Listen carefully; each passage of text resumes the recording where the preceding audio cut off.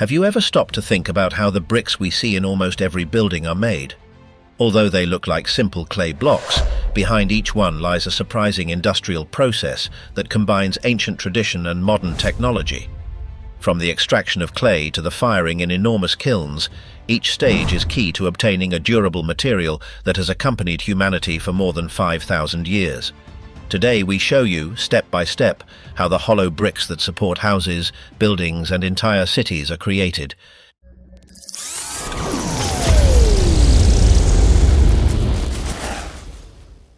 Every year, the planet produces more than 1.5 billion bricks. This figure is so enormous it's hard to imagine.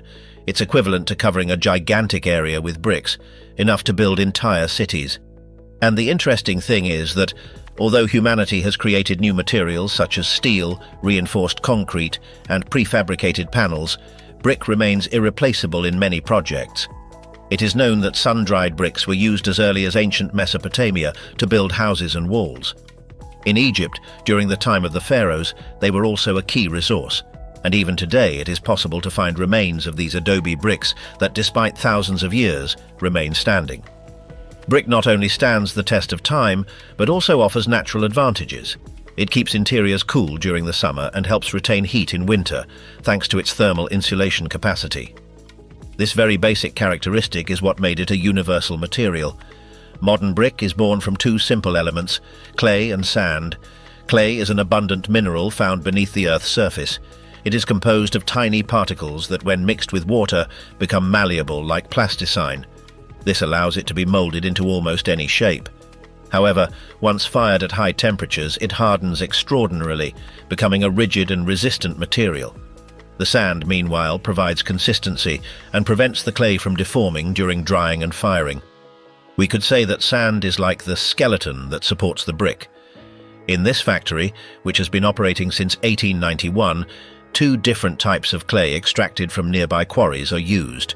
When combined with sand, they achieve an ideal balance of plasticity, hardness, and wear resistance. Separately, neither clay nor sand would be useful as a building material, but together they form one of the strongest and most durable compounds found in modern architecture. When the clay and sand arrive at the factory, they do so in a very rough state. These are large, moist, and impure blocks, impossible to use as is. To be able to work them, they first undergo a crushing process in which enormous steel rollers grind the blocks into smaller fragments. This step is crucial because it facilitates the subsequent homogeneous mixing of the materials. A series of conveyor belts distribute the crushed pieces to different sections of the plant. At this point, the mixture is still dry and powdery, similar to an earthy dust. To transform this powder into a moldable mass, water is added. Water is what turns clay into a flexible material, capable of taking on different shapes.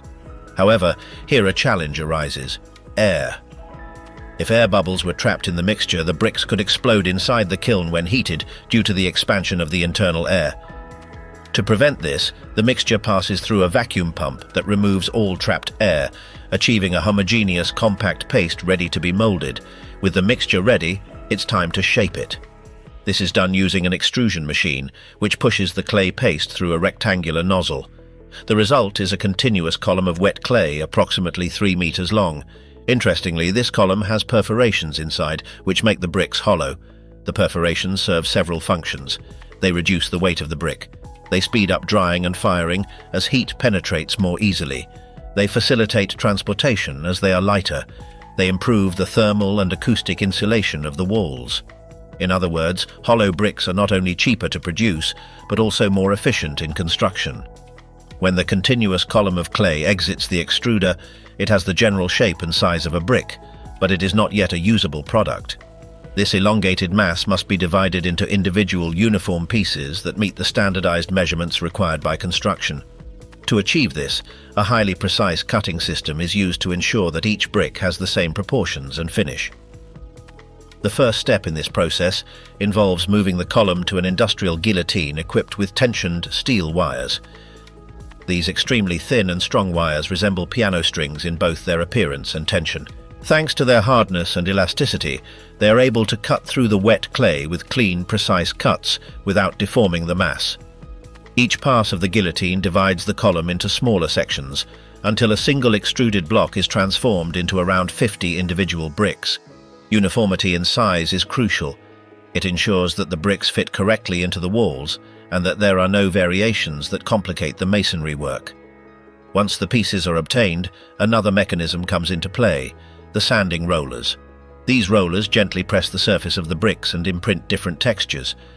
Although at first glance it might seem like a purely aesthetic detail, it actually serves a very important function. Textured surfaces provide better anchorage to the mortar, allowing the bond between bricks to be firmer and more durable. Depending on the purpose of the brick, the texture can vary. Some are rougher, others have marked lines or small reliefs that facilitate adhesion. A fundamental aspect of this phase is waste management. During cutting, excess clay is always generated, small portions that do not form a complete brick. Instead of being discarded, this material is collected and sent back to the beginning of the process. There, it is crushed, mixed again with fresh clay and sand, and re-enters the production cycle. This practice not only prevents waste, but also reduces costs and makes manufacturing more efficient and sustainable. After being molded and cut, the bricks are still in their raw state and retain a significant amount of water inside. This detail is crucial, as if one were to attempt to place them directly into the kiln, the trapped moisture would expand with the heat, causing cracks or even the complete breakage of the pieces. For this reason, before being fired, they must undergo a carefully designed drying process. At this stage, the blocks are transferred to a large industrial dryer, a structure that reaches 6 meters in height and has the capacity to hold up to 350,000 bricks simultaneously. This enormous piece of equipment functions as a kind of climate-controlled chamber, where both temperature and airflow are regulated to ensure a slow and uniform drying process. The bricks are placed on special trays that load batches of approximately 10,000 units at a time. These trays enter the dryer and remain there for approximately 48 continuous hours. During this time, a ventilation system circulates currents of hot air combined with steam, which gradually eliminates the moisture. The temperature inside the chamber remains close to 120 degrees Celsius, a level designed to evaporate the water without altering the structure of the material. This process may seem slow, but it is precisely this slowness that ensures the quality of the final product. If the bricks were dried hastily, the loss of moisture would be uneven and generate internal stresses that could weaken them. Controlled drying not only prevents defects, but also prepares each piece to successfully withstand the firing phase, where they will reach their final strength. In this way, the raw bricks, which were initially fragile and vulnerable, complete this stage ready to face the intense heat of the tunnel kilns, transformed into solid pieces that retain their shape without risk of breaking. Once the bricks have been dried and have lost much of their moisture, the most decisive stage of the process begins: firing. This is where the clay ceases to be a simple molded mass and is transformed into a solid, compact, and virtually unalterable material. The blocks are introduced into a tunnel kiln of enormous dimensions, nearly 117 meters long, which functions as a kind of continuous corridor divided into different temperature zones. Throughout this journey, the bricks remain in the kiln for approximately 32 hours, advancing slowly on carts or belts, ensuring that each piece receives progressive and uniform heating. The kiln primarily uses natural gas as its energy source, allowing it to reach temperatures close to 1000 degrees Celsius. In this extremely hot environment, a phenomenon known as vitrification occurs. The tiny particles of clay and sand begin to partially melt, and in doing so, rearrange themselves into a much more stable crystalline structure.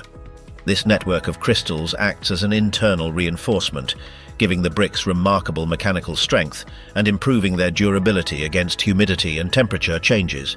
During firing, the bricks also experience a slight but significant weight loss. Each unit can lose about half a kilo due to the evaporation of residual water still trapped inside. This reduction not only lightens the final product, but also confirms that the process has eliminated all unwanted moisture, ensuring a compact material suitable for withstanding decades of use in construction. Thus, after leaving the kiln, the bricks cease to be simple blocks of clay and become finished pieces, ready to face the following phases of cooling, quality control, and distribution. Once the bricks have passed through the intense heat of the kiln, reaching temperatures close to 1000 degrees Celsius, an equally important phase begins: cooling. This is not simply a matter of allowing them to lose heat, but rather doing so in a gradual and controlled manner. If the blocks were to cool too quickly, the sudden change in temperature could generate internal stresses in the already crystallized clay, causing cracks or even complete breakage. Therefore, upon leaving the kiln, the bricks are moved to specific areas where the temperature gradually drops, allowing the internal structure to stabilize without deformation. Once this stage is over, the bricks must still prove they are ready to be used in construction. To do so, rigorous quality tests are carried out to verify their strength. Some of these tests are truly demanding. Bricks are boiled in large containers of water to verify their absorption capacity, and subjected to drastic temperature changes that simulate extreme real-life conditions. Only those that withstand the test without cracking or losing structural integrity are approved to move on to the next level. When the bricks pass quality controls, a logistical phase begins that also requires precision. With the help of robots and automated cranes, the pieces are stacked in enormous, perfectly organized columns, ready for temporary storage. This mechanized process allows tens of thousands of bricks to be handled without direct human effort, reducing risks and optimizing time. The scale of production is astonishing. This plant produces more than 110 million bricks per year, a figure that speaks volumes about the essential role they play in the construction industry. Once stacked, the finished bricks are moved to an open-air storage yard, from where they are loaded onto large trucks. These vehicles transport them to depots, distributors, and finally to the construction sites where they will become part of new homes, buildings, and urban projects. Observing each stage of the process, it becomes clear that the brick is much more than a block of hardened clay. It is the result of a chain of carefully controlled steps that transform simple materials into pieces capable of supporting homes, schools, and entire cities. An everyday element that, despite its simplicity, reflects the balance between nature, technology, and the human need to create lasting structures.